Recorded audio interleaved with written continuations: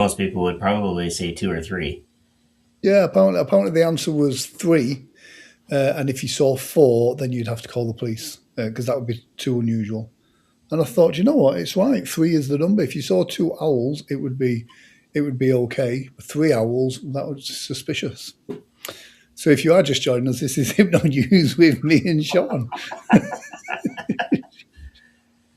And we're live on YouTube, Facebook, and TikTok. Yes, I think they call that a curiosity hook. Anyone just watching then will be like, what on earth are they going on about? Well, there's lots of things to go on about.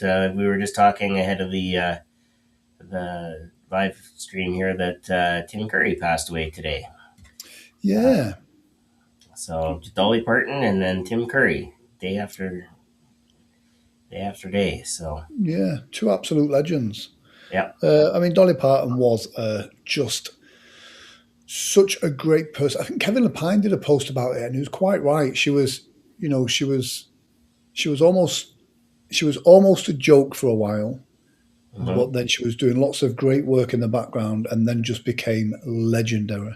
yeah. And yeah, And I said it last night too, and 100% class act all the way. Like, yeah, even when people were making fun of her, did she decide to throw the towel and say, "To hell with you guys! I've made my millions. I'm no, gonna go retire"?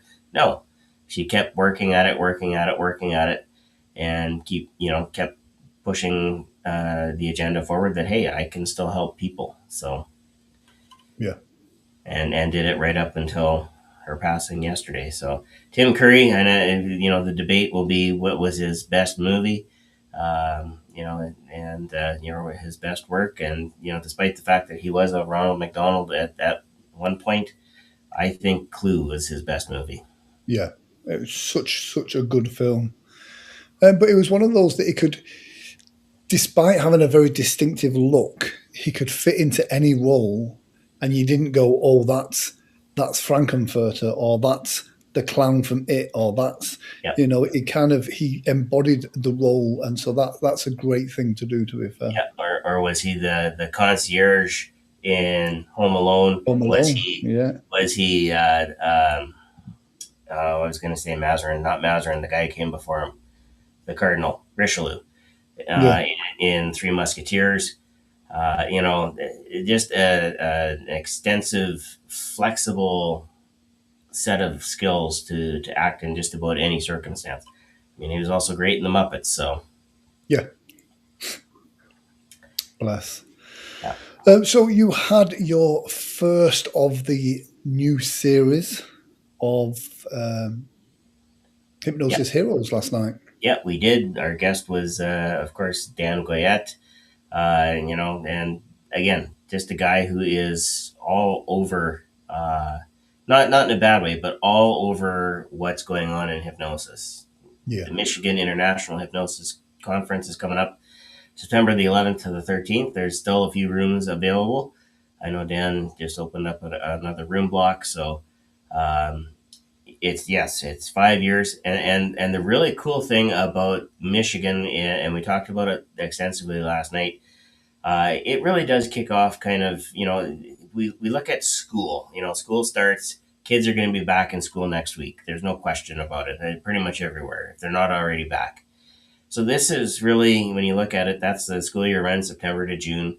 That's kind of how the conference season runs as well. It runs, basically starts in September with the Michigan International Hypnosis Conference. So uh, when you look at that and you line it up, Michigan, Canada, PHS is in January, and then we have a few others that show up all the way through. And really, the culmination is Hypnothoughts, which was in uh, July, now has moved to November. So it won't be this November, but the next November there will be yeah, Hypnothoughts in Atlanta instead of Las Vegas. So, when you look at the conference season, there's a lot of variety and a lot of things that you can take in. So, and a lot of learning and connecting that you can do yeah. in a variety of locations. And there is some great conferences. So I've just seen there's one in Portugal coming up. yeah, Portugal is coming up. Um, oh gosh, I was looking at Australia and I can't remember when theirs was coming up, but I'm thinking it's not that far off in the distance. I know there are plans in the works for another conference that hasn't been named yet, but is thinking and planning is underway for that. Yeah, it's becoming, I don't want to say competition, but it's becoming Mm. a way that you can collaborate in multiple locations with multiple people and learn different things. So, when you go to Michigan, the thrust and because we know Dan, is very much education and learning and connecting and figuring things out together. Mm. That's Dan in a nutshell right there. I think a good way of looking at it is this: that let's say you're hardcore. And when I first started going to conferences, I wanted to fill my day with talks and classes. And so let's say you're hardcore and you're going to do 4 or 5 talks per day for the whole conference. So you'll get to see, you know, 15 or 20 speakers. You get to grow your knowledge base by 15 or 20 hours of continual professional development. But it doesn't matter the size of the conference. If you've got 1,000 speakers, you can still only see 15 or 20 of those speakers. If you're at a conference that has got 30 speakers, you can still only see, if you're hardcore, 15 or 20 of those presentations. And so I quite like the fact of conferences are becoming a little bit more niche and being a little bit more smaller. So you kind of go, do you know what? If I'm interested in the metaphysical or the spiritual hypnosis, then there may be conferences that are just about that side of stuff. And I can see, 10 or 15 of great metaphysical or spiritual hypnosis talks. And so I do quite like that. And it spread things out a little bit. Yep, Don't get me wrong. that's Yeah. sorry. Go ahead. I was going to say there's still something great about the hustle and bustle of a really big conference like Hypno Oh, Thoughts. yeah, absolutely, absolutely. I remember when I went to Hypnothoughts, and I think that was the year that you weren't there, but that's where I first actually met Jim in person, Mm. and Scott and a few of the other folks at Steve Supachana and Lisa and I think was Ellen there. I don't think Ellen was there, but Lisa danced with me. At least she taught me how to dance. Oh, bless. Susan and so on and so forth. So I think Scott has video of it, but I'm not going to allocute anything. Um, but the one thing I will say is when you do get a connection with people, don't just leave it at the conference. Yeah. Follow up with it. Tracy is a great example. Tracy Beach. When she came to Hypnothoughts, both of us. It was our first year. Now I knew Scott and people from the Hypno Hustle, which was really great. And she knew nobody. And she put out a call on the app, said, "Hey, I'm going for groceries. Did anyone want to come with me?" Blah blah blah. Thinking, okay, let's find somebody. So I said, "Hey, you know what? Let's go. Let's go see Las Vegas." So we tootled around Las Vegas a couple of times and finally found a place where we could get groceries and kind of hit it off. And we've been friends ever since. We've checked in with each other, have coffee virtually because she is in and around the Toronto center of the universe area. So um, you know, every so often I say that she says we're not the center of the universe. Yes, well that's what the center of the universe would say. Yes. Question, Yes. question on TikTok here. Can skeptics be hypnotized, or do you have to fully give yourself over to it? I'm going to answer that two ways. The first one is a question, and the question is, how do you know you're not hypnotized already? I'll let that Absolutely sink in true. for a moment. And then the other one is, if you can focus on something long enough, it will lead you into hypnosis. Absolutely. There is a I don't want to say it's a cardinal rule, but there is an assumption that anything that assumes trance will create trance. So that could be a Absolutely. spiral, it could be the end of a pen, it could be a dot in the wall. It could be the light on your camera. Whatever that focus is, it will eventually help you create trance. Yeah. And it's weird because it's like, if somebody is a skeptic, is that just someone that just doesn't believe in it yet? Or is it someone that's going to be adamant to try and disprove it? And so if you're an open minded skeptic, then you can be hypnotized. If you want to prove that, it's like, it's like, how do you prove, thought? How do you prove daydreams? They exist. And a skeptic would not say that daydreams don't exist, but you can't force a skeptic into a daydream. So, yeah, I do find skeptics and non-believers make the best people in shows if Oh, they're open absolutely. to the experience. Yeah. And so Indy says here, uh, that makes sense. I guess it just takes a professional to put meaning and purpose behind the trance. In some cases, that's true. And like Grant said, I've had people who have come up for shows to volunteer, thinking like, I don't know if this is going to work, and they wind up being the absolute star of the Yeah, show. And I can remember one show.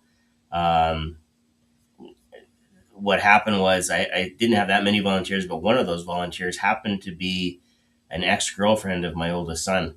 And I didn't realize it at the time, but when we were done, I had them backstage and I said, "Look, I just want to make sure everything's okay and it's all good." And they said, "I can't believe it."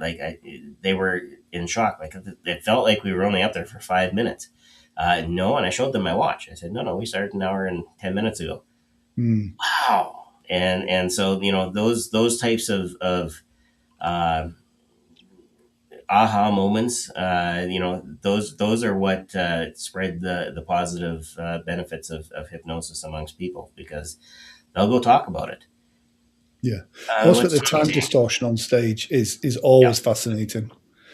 Tommy Orlando says, ask skeptics what they know about hypnosis, then ask if they think they're smarter than neuroscientists or psychologists at every major university. Yeah, that's the thing. It is you know what, scientifically Tommy? The proven. problem is a lot of people do think they are smarter than people at university.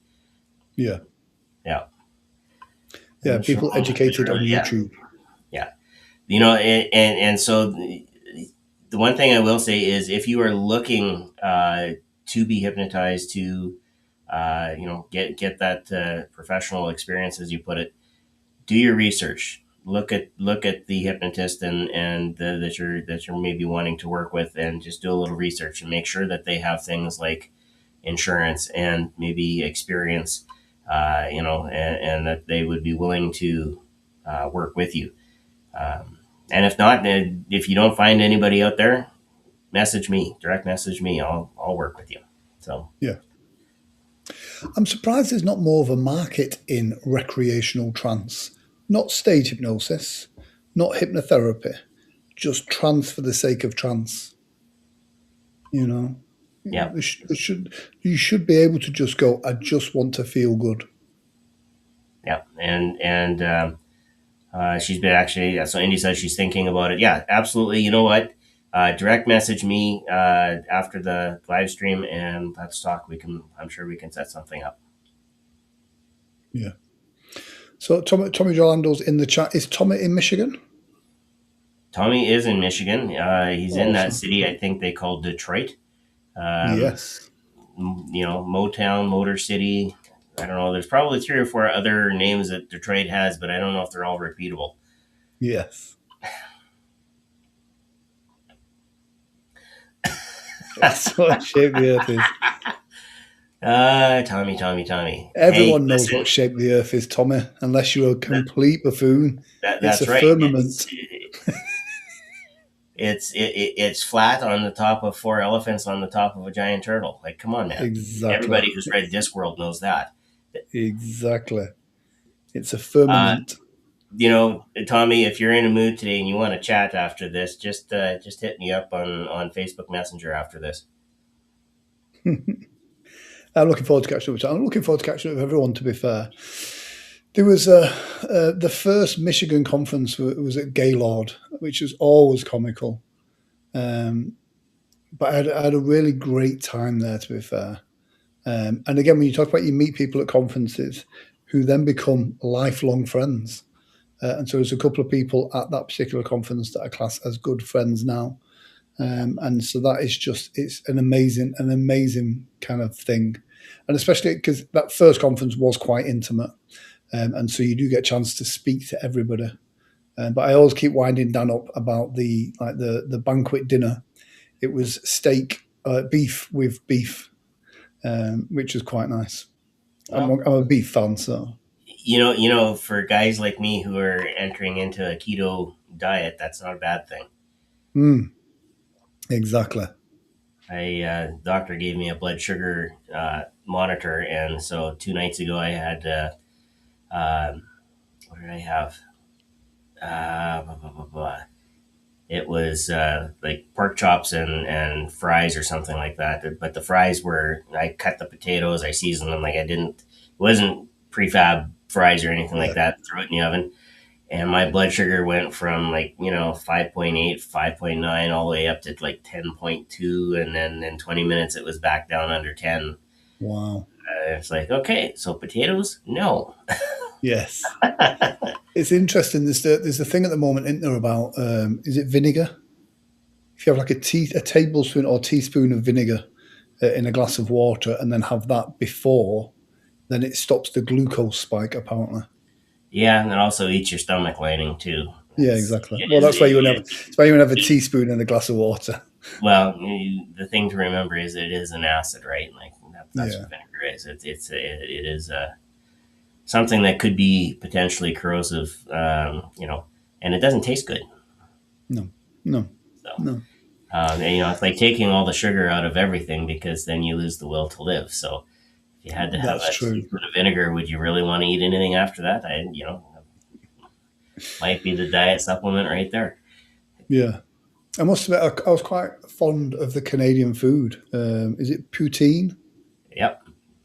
That So was, yeah. proper poutine is uh, thick cut French fries with duck fat gravy Oh, and a special type of cheese. And so I was schooled on this by somebody uh, who said that what happens is they produce this cheese in Quebec, and after 24 hours, it actually loses its squeak. So what's supposed to happen when you have the proper cheese, and you may be able to get it in a tray because oddly enough, it's a little closer to Montreal than Saskatchewan is, but just a little bit, 24 hours closer. But um, this cheese is supposed to squeak when you eat it.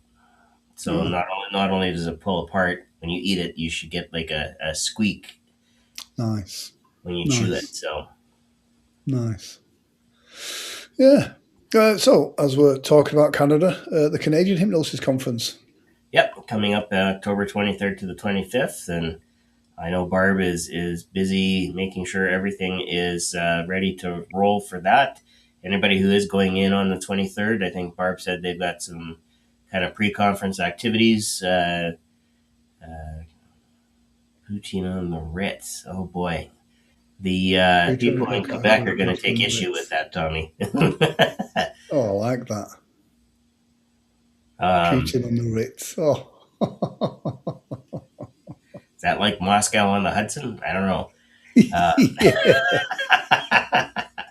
But if you are going to the Canadian Hypnosis Conference, the one thing I will say is, October, Toronto, you're into autumn, and you get all kinds of beautiful trees, and the maple leaf turns quite a few different shades of red, orange, yellow, etc. So you can see lots of that happen when you get outside of Toronto.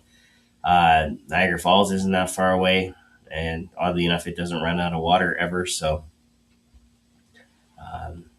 you might want to take that in while you're that close because you're really only an hour away. So Yeah. now traffic, that's different, but actual distance, you know, not that far. Yeah. Make a day Yeah. of it. Yeah. And I must admit, we're building a great relationship between ourselves at PHS, the Michigan conference, and the Canadian conference. We are like, we're siblings, to be fair. And so I think each year we're trying to grow that connection stronger, so that we can deliver more value to our delegates. So yeah, keep your eyes peeled for news and offers on that. So that'll be interesting. I know I would love to have been to the Canadian Hypnosis Conference this year. I won't be able to make it, but definitely next year. Yeah, Yep, it's on my list too. I just have to figure yeah, out how I'm going to get there. yes.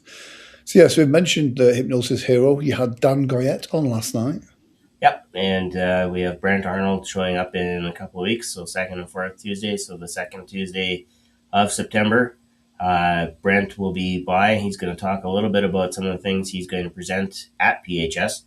Brilliant. So we kind of consider that a kickoff to uh, the rest of our speakers showing up for a Hypnosis Hero podcast and Yeah, sharing a little bit about what they're going to talk about and also what else is going on in their busy schedules. I know a few of us have said conference season is one thing, but I also have Christmas show season and this season and that season, and it seems like a couple of us are really quite booked between now and the end of December, beginning of January. So that's good because that means that we're putting out a quality product.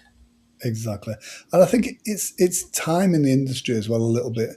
I know when you start out and you're wanting to get lots of bookings, but you don't quite get the bookings that you want. And then you keep plodding along and trying to get them and trying to get them. And then somewhere along the way, all the other people that are plodding along and trying to get shows as well give up. And then you become the guy. And then you're like, oh, actually, now I've got loads of shows. And it's sticking at it. Not necessarily waiting for your big break. It's a Nope. case of it's more about compounding. If someone books a show every year or every 2 or 3 years, the longer you're available for shows, the more shows you kind of get that opportunity for. So yeah. So is Brent doing just the one Hypnosis Hero? Or has he got two booked in? No, he'll just do the first one there, and I know what you're saying. I was picking up what you laid down. David Levine is in the chat there. Hey Hello. David, hopefully you are well. Um, Oh, but yeah, and so we'll be looking, and we will be advertising a little bit in the very near future for upcoming episodes. There might be a change in the schedule. We might have to flip to uh, first and third come October. But Brian and I are working that out. Once we have it worked out, then we'll know where we're going with it. So yeah, yeah. And after that, it's PHS. yeah, that's right. And we are down. The schedule is out, at least version one of the schedule, so you can see who the speakers are. And the one thing I will say, and I think we can say this because we also said this with Dan last night and talked about just the quality of speakers Yeah, being so much more, so much better as time goes on. And some of that is the fact that, hey, they started out speaking at our conferences and they're just getting better at presenting, the information that they have. And the other piece to that is, we have a lot of new people that do come up and say, "Hey, I've got a great idea. Can I present?" Yeah, as yeah, long as it works. Case in point, last year Brent Arnold was brand new, and I think he knocked everybody's socks off when it came to, oh my gosh, there's so much more I could be doing with different things.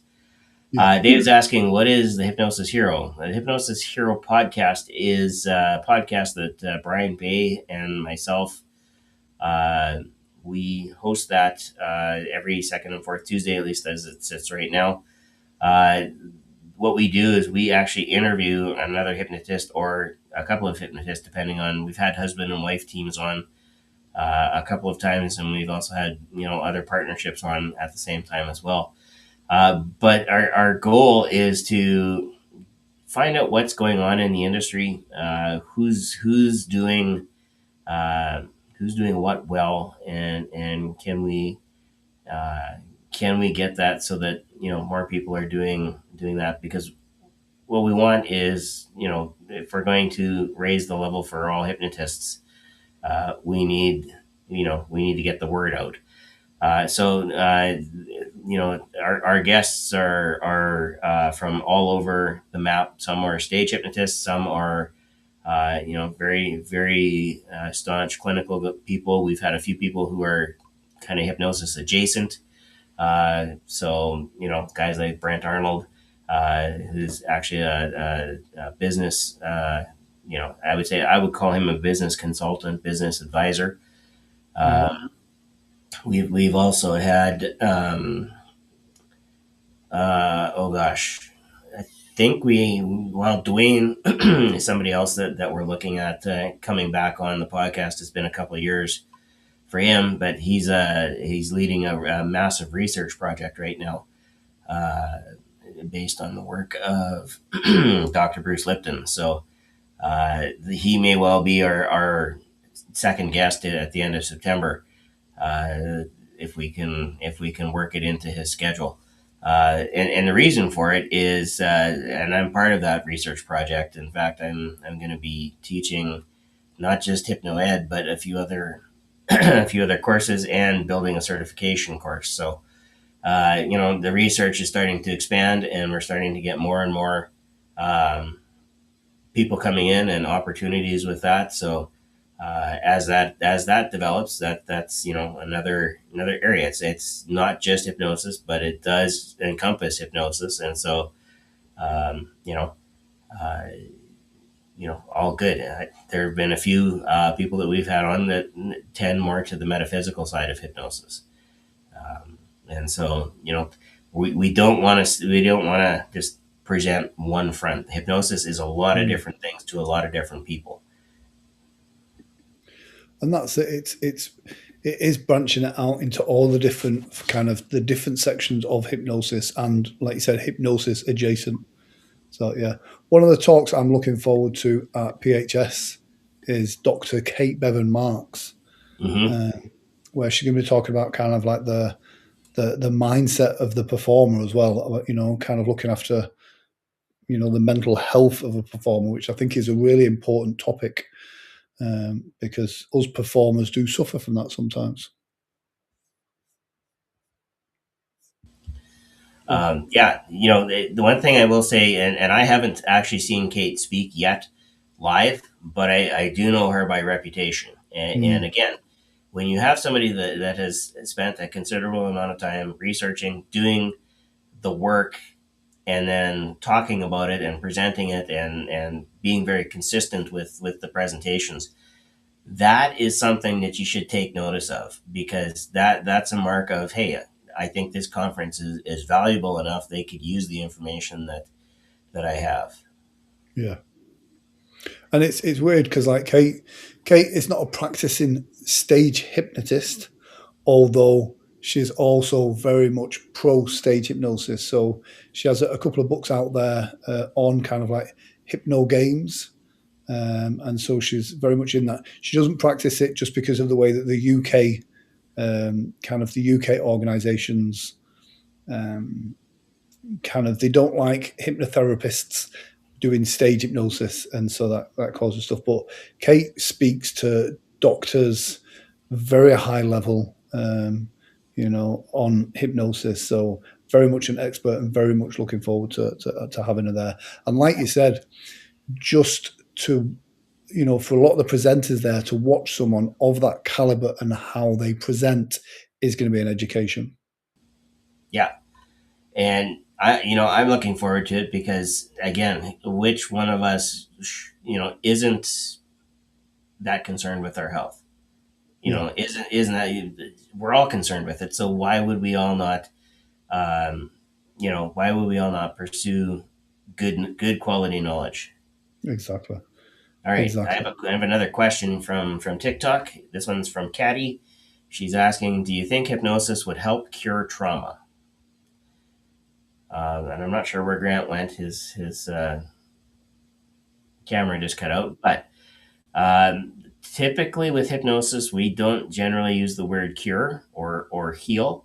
What we can do, and if you want, I do offer a free consult, so you can go to my website, which should be listed in the link tree that's connected here, and we can sit down and talk about what it is that you're after, and whether or not hypnosis can actually get you that positive outcome. Um, I will say this: I know people who come in and they think they have trauma, or they've really experienced something, and hypnosis might not necessarily be the thing that you're looking for. Hey, good evening, Fraser.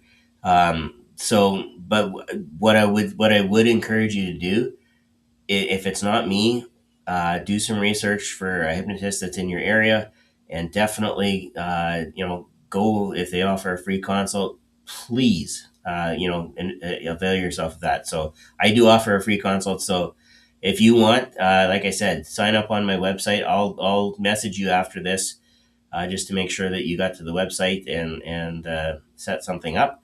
But yeah, more than happy to sit down and explore what the possibilities are, and then work out a plan that's going to work for you. Um, Fraser Penman is in here as well. Absolutely. Again, what you'll find is a lot of hypnotists, as weird as the world would like to make us seem, and I think Fraser would agree with this. As weird as the world would like to make us seem, we're actually very friendly, and we do want to help people. That's why we got into hypnosis in the first place. Most of us was to either entertain, help, do a few different things that we need to do. So uh, definitely take advantage. I love it, Fraser. Humans with hearts. I hope all is well in London. I'm not sure what happened to Grant here, but I'm gonna just hide him off the screen. Yeah, and so all good questions, and the other thing that I always encourage people, because I'm a teacher also, is that there is no such thing as the proverbial stupid question. If you don't know something, chances are there's a lot of other people who have that same question. So just ask, because we are uh, we are more than happy to help. Uh, Regression therapy, yeah, so depending on what your understanding of regression therapy is, we do use regression at times throughout the